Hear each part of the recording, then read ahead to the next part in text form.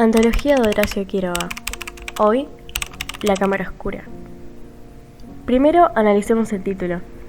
La cámara oscura consiste en una caja cerrada y un agujero por el que entra una mínima cantidad de luz que se proyecta en la pared opuesta a la imagen del exterior.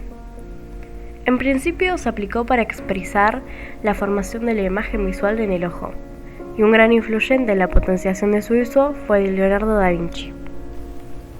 Sinopsis. En este cuento encontramos a un narrador anónimo que nos describe con bastante precisión a un hombre, Malaquías Sotelo. Describe su relación con él, la cual no era la mejor, su historia de vida y la situación en la que se encontraba este. Había sido estafado, lo cual a todos les resultó extraño debido a su personalidad astuta, digna de un juez de paz como lo era. Además, padecía asma y dolor de muelas. Sotelo era la desconfianza y el recelo mismo. El juez estaba casado con una joven polaca llamada Elena, con la que tenía hijos, y además vivía con su suegro, Stanislao. Tales son los personajes que intervienen en este asunto fotográfico, que es el tema de este relato. El narrador nos comparte sus pensamientos sobre que la vida es una cuestión fotográfica.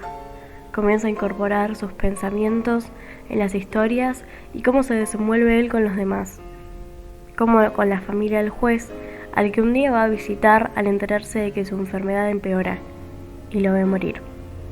Al suceder esto, nos plantea la diferencia entre un muerto y un cadáver. Él expresa ya que en varias oportunidades pudo ver la muerte de cerca, pero lo intentaba evitar por lo escalofriante. Él mismo afirma que la pieza central de la historia no es la muerte en sí, sino el acto fotográfico. Más tarde en el relato nos expresa que en consecuencia de presenciar la muerte y tenerla enfrente, comienzan cuestionamientos sobre su propia vida. Aquí encontramos a un narrador más nervioso y preocupado.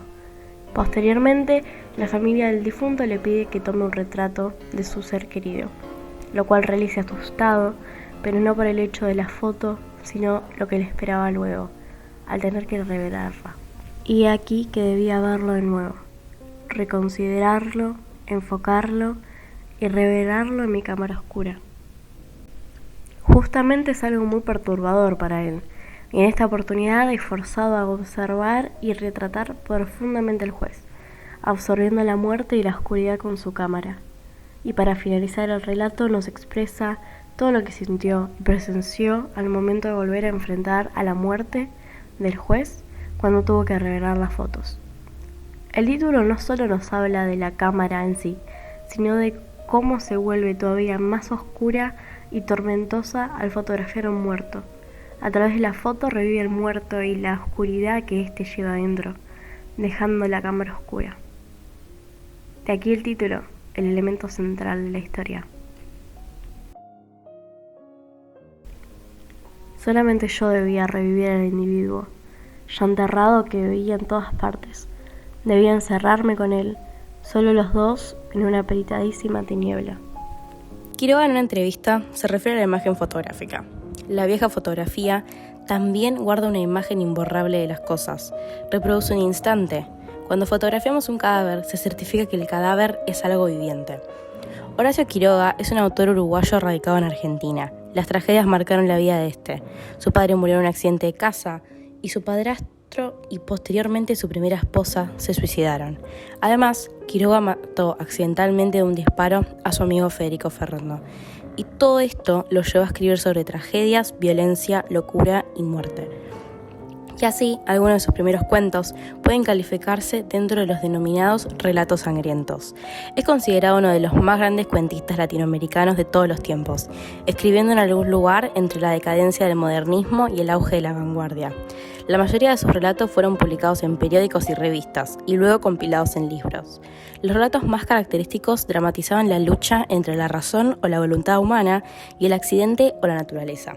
Sus puntos fuertes se basan en estudios del comportamiento humano en condiciones extremas.